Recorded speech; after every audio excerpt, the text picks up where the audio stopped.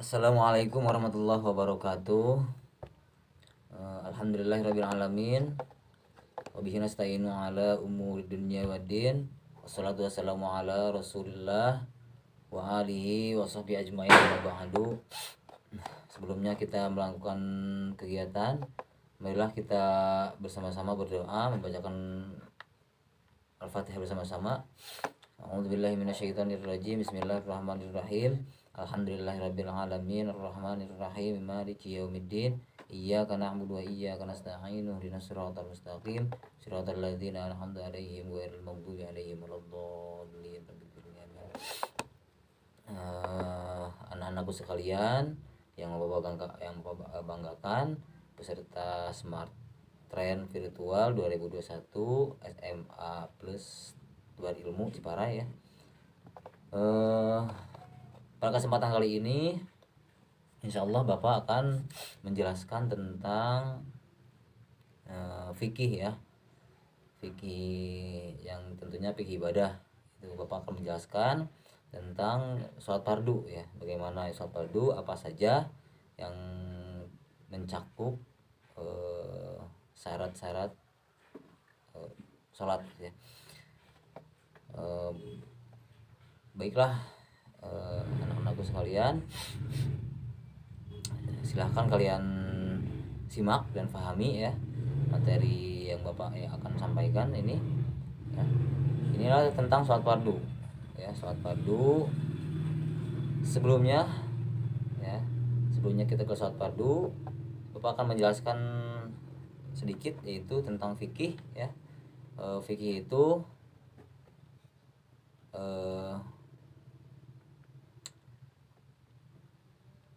kita kalau misalkan menjelaskan tentang fikih itu akan terlihat seperti berbeda-beda gitu ya. Berbeda-beda fikih yang ini tata cara kaifiahnya seperti ini, fikih yang ini tidak bisa dipungkiri ya. Kalau di kita itu ada yang berbeda, ada juga yang sama juga ya, yang pemakaian. Itu adalah fikih. Fikih itu berbeda-beda tapi tetap satu tujuan ya. Oke, langsung kita ke sholat fardu. Ini adalah di sini ada pengertian sholat fardu. Bapak sudah meng-share materinya ya, yang berbentuk Word ya. Ini ada sholat fardu ya, pengertian sholat fardu. Sholat itu, pengertian sholat itu ya, asal makna sholat itu berasal dari bahasa Arab ya, ialah berdoa gitu. Jadi sholat itu kata asalnya itu berdoa ya. Berarti kalau misalkan yang berdoa itu adalah sholat ya. Tetapi akan yang dimaksud di sini ialah ibadah yang tersusun dari beberapa perkataan dan perbuatan yang dimulai dengan takbir dan disudahi dengan salam dan memenuhi beberapa syarat yang ditentukan ya. Kalau misalkan kita akan mengerjakan sholat, tidak jauh dari tiga hal itu ya, tiga faktor. Yang pertama yaitu syarat-syarat wajib sholat itu. Kita diberikan kewajiban untuk sholat. Nah, ini syarat-syaratnya ya. Terus yang kedua yaitu syarat sah sholat. Kita sudah diwajibkan sholat, terus ada syaratnya sah atau tidak gitu. Nah, syarat sah sholat, terus juga ada rukun. Yang tiga faktor ini harus ada terus dari mulai kita mau sholat sampai selesai sholat ya, seperti itu. Baik, yang pertama yaitu ada syarat-syarat wajib sholat. Para ulama membagi syarat-syarat wajib sholat menjadi dua macam. Pertama wajib, yang kedua sah ya. Syarat-syarat itu ada wajib sholat, ada sah sholat. Syarat wajib adalah syarat yang menyebabkan seseorang wajib melaksanakan sholat itu. Nah gitu. Sedangkan syarat sah adalah syarat yang mewajibkan sholat seseorang diterima secara syariat, secara syara Di samping adanya kriteria lain seperti rukun, syarat wajib sholat adanya sebagai berikut. Nih, ada syarat wajib sholat. Yang pertama yaitu kalian harus Islam, ya. Jadi orang non muslim itu tidak wajib untuk sholat, ya. Hanya orang-orang Islam yang diwajibkan untuk melakukan sholat, ya. Firman Allah Subhanahu wa taala, fi jannatin yatasaalun, ya, anil mujrimin ma salakakum fi qor qalu lam naku minal musallin wa lam naku nut'imul miskin, ya. Gitu. Jadi dalil Islam tuh berada di dalam surga mereka bertanya menanya tentang keadaan orang-orang yang berdosa. Apakah yang memasukkan kamu ke dalam surga? Apakah yang memasukkan kamu ke dalam neraka sakor? Mereka menjawab, kami dahulu tidak masuk orang-orang yang mengerjakan sholat. Nah itu. Dan kami tidak pula memberi makan orang miskin gitu. Nanti ditanya di alam akhirat, ya. Itu yang pertama yaitu Islam. Yang kedua yaitu baligh, ya. Baligh adalah seorang yang telah sampai umur 15 tahun Hijriah, bukan Masehi, ya. Hijriah seorang umumnya litis isini nah.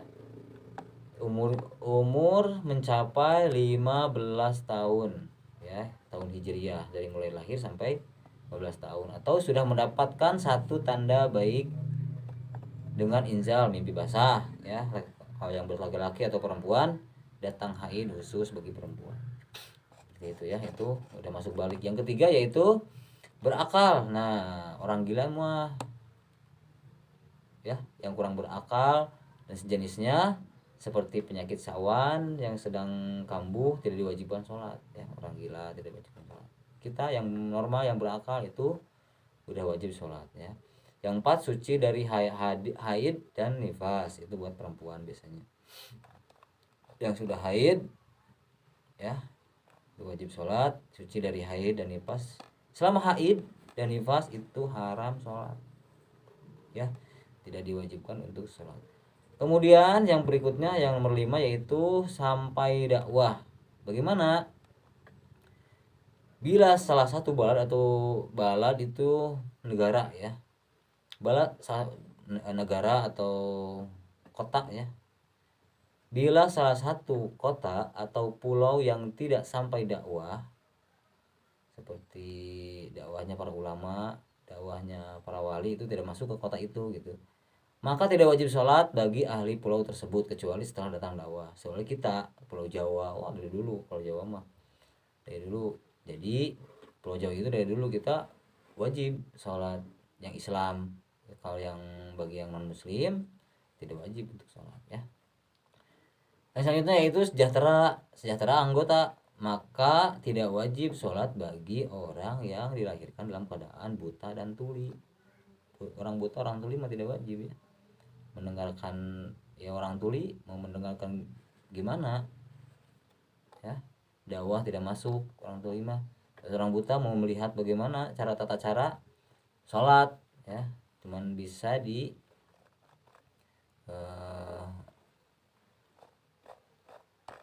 dikasih tahu, ya, cuman sholatnya bagaimana, makanya di sini ada nomor 6 ada sejahtera anggota bagi orang yang tuli dan buta tidak diwajibkan untuk sholat. Berikutnya yaitu, nah itu syarat wajib sholat, ya, ada 6 perkara. Selanjutnya yaitu ada syarat-syarat sah sholat. Nah, ini ada syarat-syarat sah sholat. Sah tidaknya sholat kita ditentukan sama ini, ya. Oke, yang pertama yaitu suci dari hadas besar dan hadas kecil, ya. Ada hadas besar, ada hadas kecil, ya. Sabda Rasulullah SAW, la yaqbalullahu salata ahadikum idza ahdatsa hatta yatawadda. Artinya Allah tidak menerima sholat seseorang, artinya tidak sah sholatnya, ya, di antara kamu apabila ia berhadas sehingga dia berwudu. Sampai dia berwudu, mau sholat itu harus bersih dulu hadasnya, harus wudu dulu, ya. Kalau misalkan hadas kecil, kalau misalkan hadas besar itu harus mandi besar ya, harus adus dulu ya, seperti itu. Itu yang pertama. Yang kedua yaitu ada suci dari badan, pakaian dan tempat najis nih. Badan, pakaian dan tempat najis itu tiga hal yang berbeda ya. Oke, untuk ya keabsahan sholat disyariatkan badan, pakaian dan tempat dari najis yang tidak dimaafkan. Ada najis yang dimaafkan, ada yang najis yang tidak dimaafkan. Nanti itu di pembahasan najis ya. Oke. Yang dimaksud dengan pakaian adalah pakaian yang ditanggung ya, pakaian yang ditanggung dan yang dimaksudkan dengan badan ya adalah dohir badan yang meliputi dalam mulut. Nah, itu adalah harus bersih dalam mulut, hidung serta dalam mata. Ini yang kelihatan dohir ini adalah badan ya, harus bersih dari najis ya.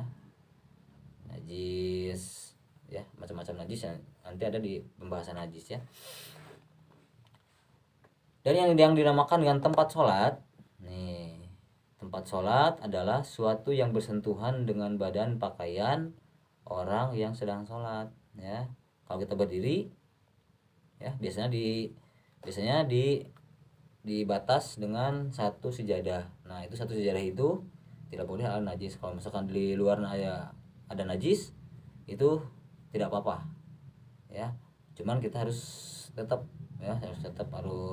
menjaga jarak dengan najis kalau misalkan mau sholat ya. Oke, pakaian, badan, pakaian dan tempat najis yang tadi ya. Dan selanjutnya yaitu ketiga, menutup aurat. Kita itu mau sholat harus menutup aurat ya, aurat yang bisa menutupi badan kita ya, aurat kita. Kalau laki-laki dari pusar sampai lutut ya, antara pusar sampai lutut ya. Lututnya harus tertutup, pusarnya juga harus ketutup. Itu adalah aurat laki-laki. Kalau perempuan yaitu seluruh badannya kecuali muka sama telapak tangan.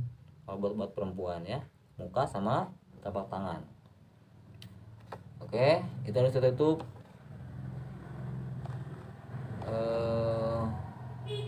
Beda ya sama menutup aurat di tempat yang gelap.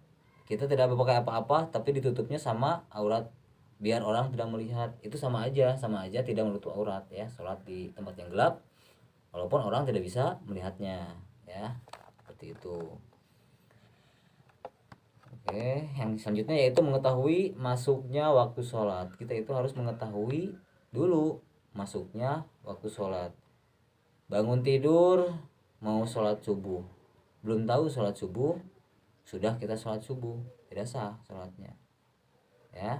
Walaupun sudah masuk sholat subuh, harus tahu dulu benar enggak ini sudah masuk sholat subuh apa tidak ya, harus tahu dulu.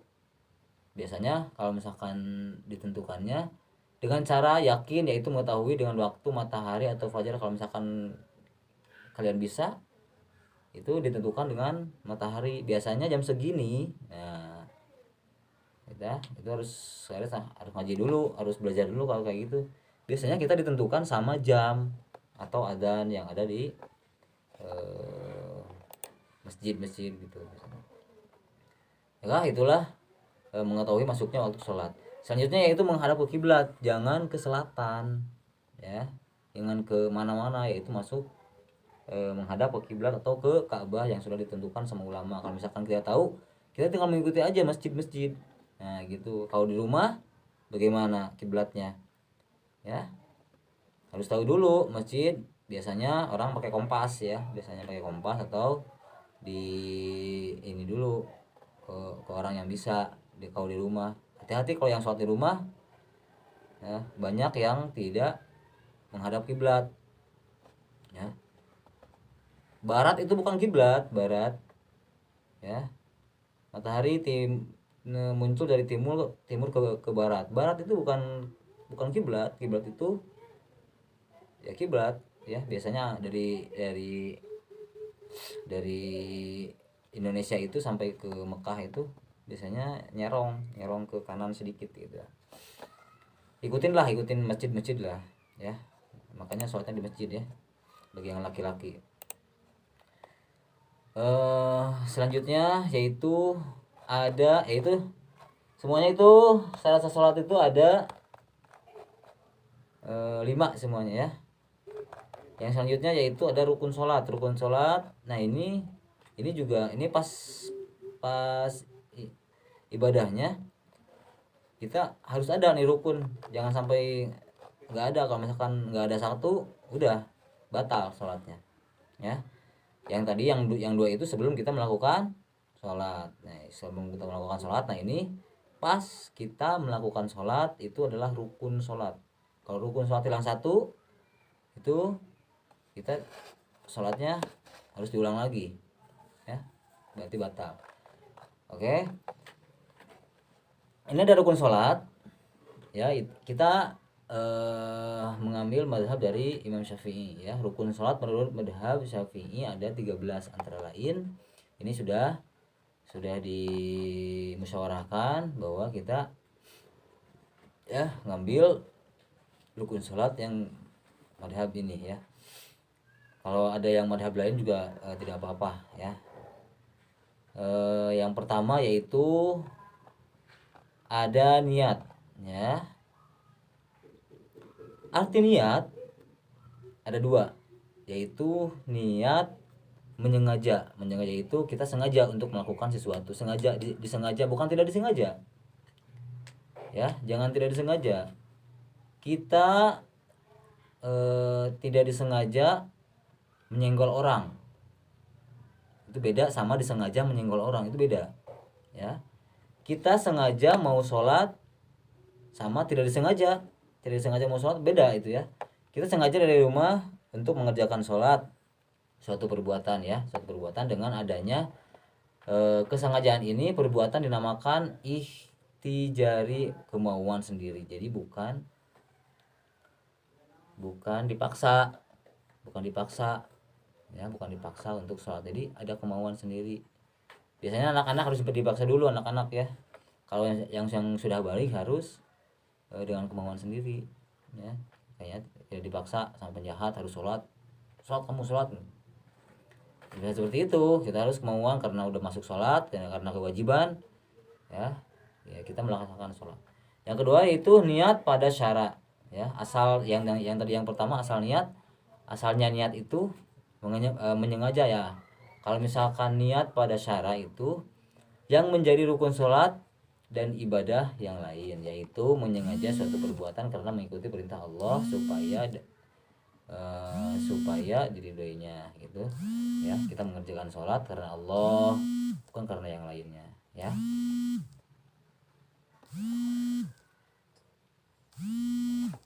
Oke. Sabda Rasulullah Shallallahu Alaihi Wasallam, innamal a'malu bin niyyat ya. Innamal a'malu bin niyyat. Kita akan melakukan sholat, niat dulu, niat ya. Niat. Oke. Selanjutnya yaitu berdiri bagi orang yang kuasa. Kita itu wajib berdiri ya, untuk sholat itu wajib berdiri bagi orang yang kuasa. Bagi orang yang tidak berkuasa tidak bisa berdiri, duduk boleh, terlentang boleh, tidur boleh. Tapi bagi orang yang bisa, bagi orang yang mampu seperti kita, harus berdiri. Yang ketiga yaitu takbiratul ihram. Takbiratul ihram itu masuk rukun ya, masuk rukun. Membaca takbiratul ihram seperti Allahu Akbar. Nah itu kira-kira mengucapkan Allahu Akbar, itu takbiratul ihram. Yang selanjutnya yaitu ada membaca surat Al-Fatihah. Kalau baca surat Al-Fatihahnya tidak ada, itu tidak sah. Kalau misalkan takbiratul ihram tidak ada, itu tidak sah. Kalau niatnya tidak ada, tidak sah juga. Itu harus diulang lagi. Misalkan kita langsung membaca surat, tidak membaca Al-Fatihah, itu tidak sah. Ya, la sholata malam yaqra'u bi Fatihatil kitab. Tidaklah sholat bagi seseorang yang tidak membaca Al-Fatihah. Riwayat Bukhari. Yaitu hadis. Oke, tidak sah sholatnya bagi orang yang tidak membaca Al-Fatihah.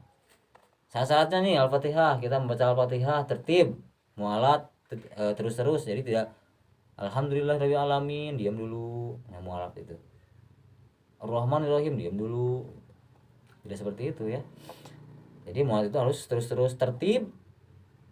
Tertib itu ya menjaga seluruh hurufnya dan tasdidnya.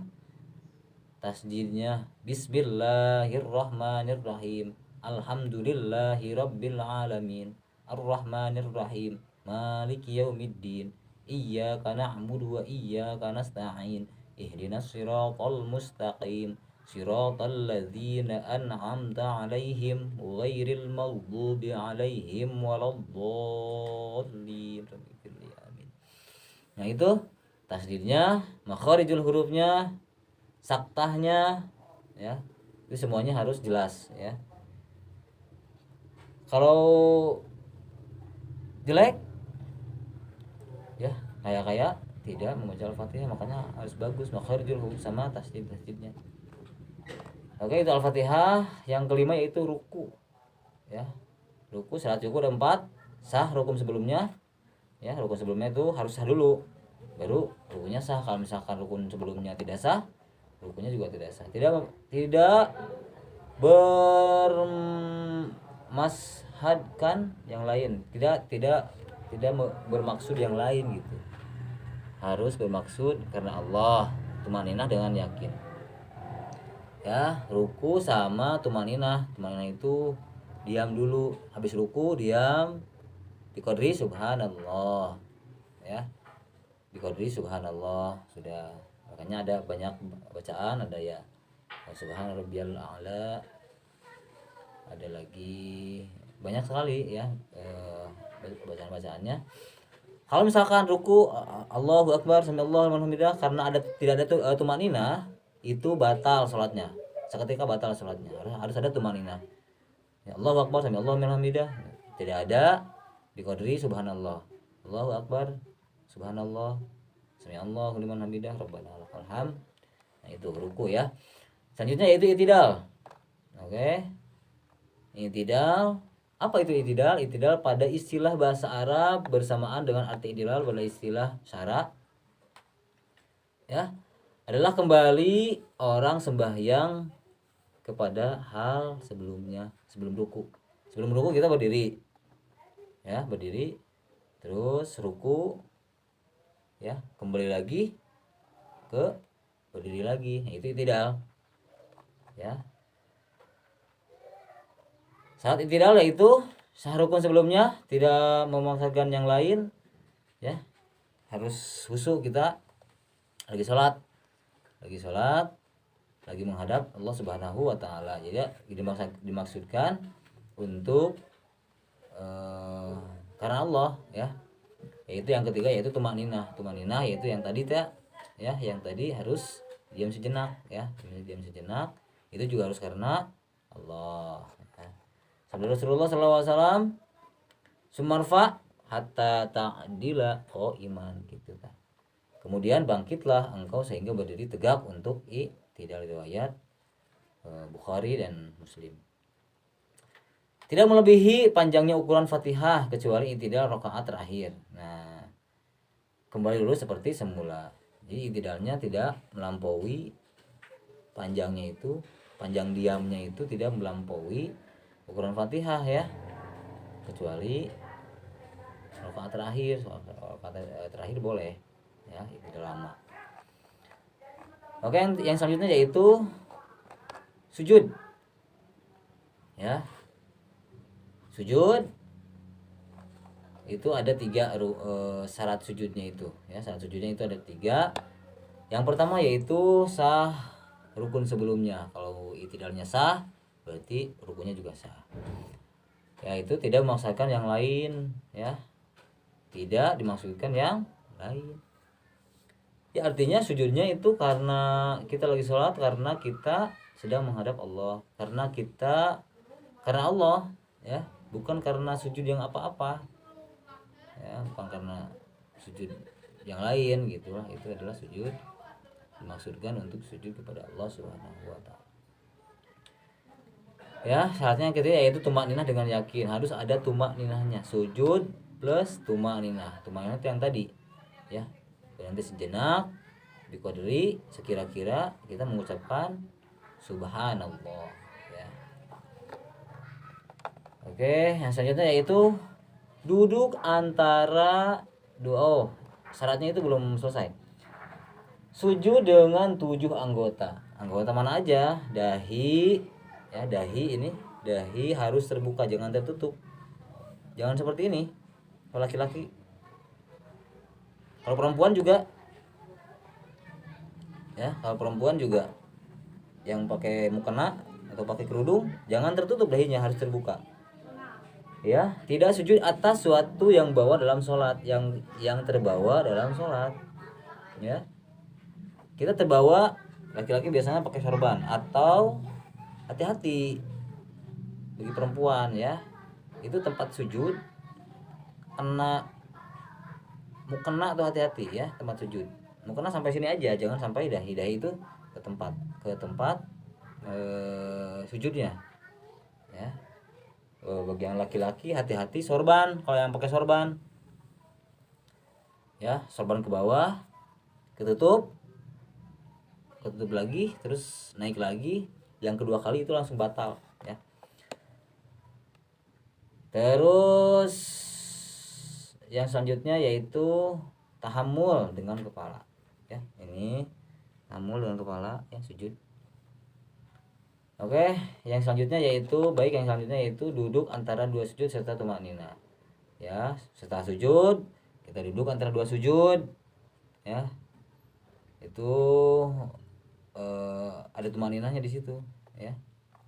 Syaratnya yaitu sah rukun sebelumnya, tidak dimaksudkan untuk yang lain, tumak ninah dengan yakin, yaitu duduk dengan tegak, tidak loyo, ya, duduk dengan tegak, tidak melebihi ukuran zikir yang diperintahkan, ukuran sekurangnya tasyahud, ya, dan jangan terlalu panjang tasyahudnya.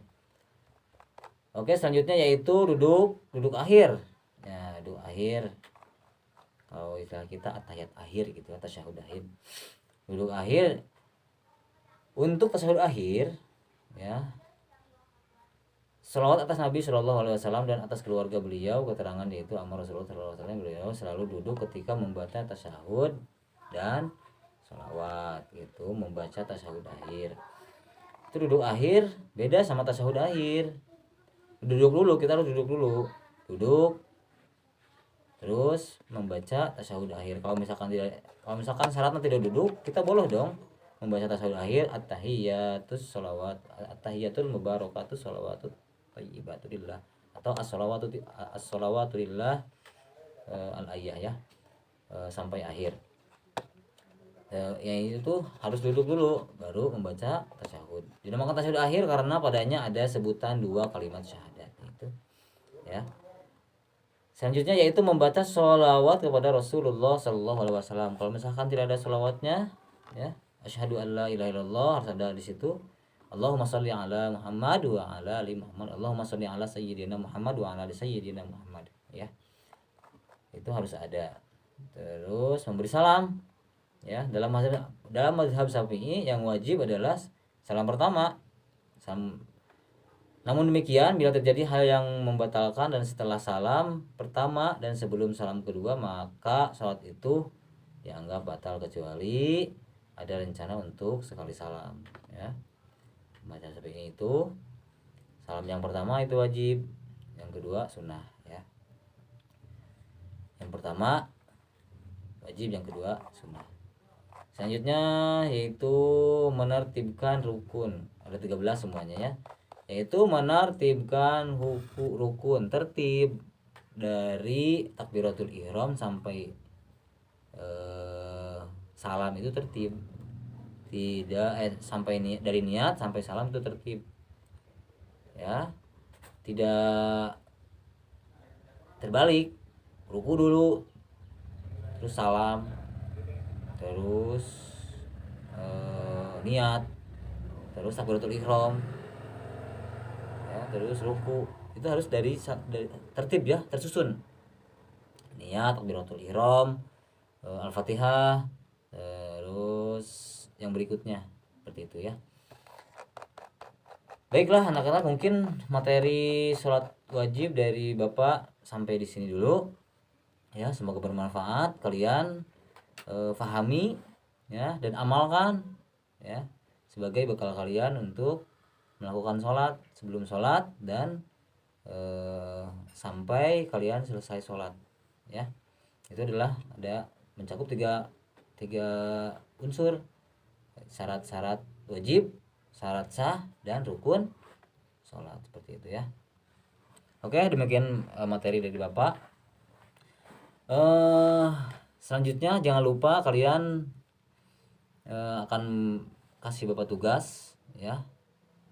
Tugasnya yaitu silahkan kalian resume.